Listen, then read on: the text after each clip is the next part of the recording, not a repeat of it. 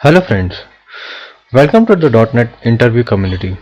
I'm your host Nirbhay Chauhan, a developer, author and a trainer passionate about leveling up the skills. Whether you are gearing up for an interview or simply want to deepen your understanding of the .NET technologies, you have come to the right place. I have authored several interview preparation books which are available on Amazon, and the links of these books are given below in the description box.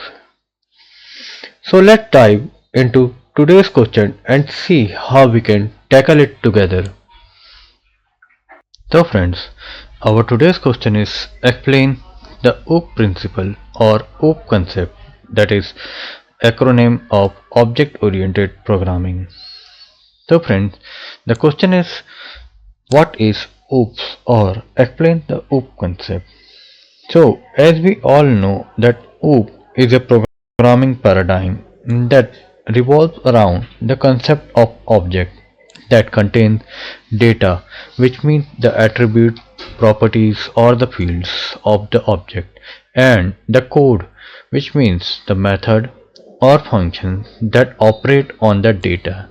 So this is the core concept of OOP, and this revolves around for the object-oriented programming. Now, let's dig into the core principle of the OOP. So, first we'll look into the first principle of the OOP, that is encapsulation. Encapsulation means bundling data and method that operates on that data within a single unit, that is class, and protecting the data from the outside interference through access modifier as public, private and protected. So this is the encapsulation. Now the next is inheritance. Inheritance means creating new class, that is derived class, based on the existing class, means that will be the base class for the new derived class, and it inheriting properties and methods from the base class functionality by adding new members.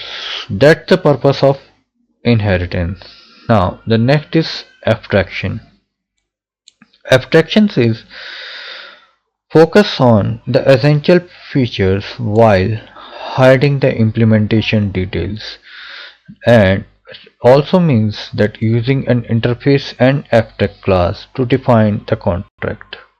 And the last principle of OOP is polymorphism. This is the ability of object to take on multiple forms, and over here we have two concepts, that is overloading and overriding, where the overloading is a different method with the same name but different parameter, and overriding is redefining a virtual method in a derived class.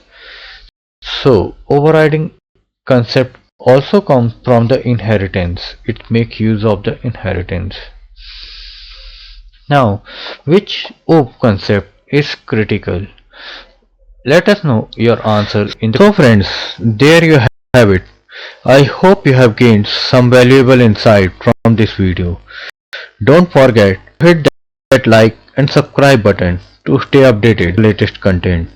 And if you have any questions or want to discuss further, feel free below. Plus, let's connect. Follow me on Medium and LinkedIn for content. The link is given below in the description box.